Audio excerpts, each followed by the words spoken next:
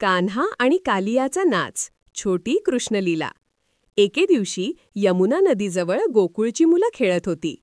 सगळे खूप मजेत होते. तेवढ्यात नदीतून काळा धूर निघत असल्याचं त्यांना दिसलं.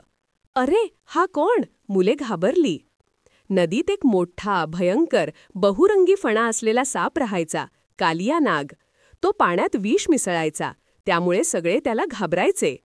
कान्हा मात्र शांतपणे पुढे गेला. तो हसत म्हणाला, "घाबरू नका, मी आहे ना." कान्हा एक मोठी उडी मारून नदीत गेला.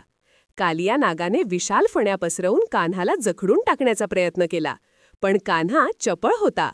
तो वर उडी मारून कालियाच्या फण्यावर नाचू लागला. त्या नाचामुळे कालिया थकला, शांत झाला. त्याने हात जोडून माफी मागितली. कान्हा म्हणाला, "इथून जा आणि कोणाला त्रास देऊ नको."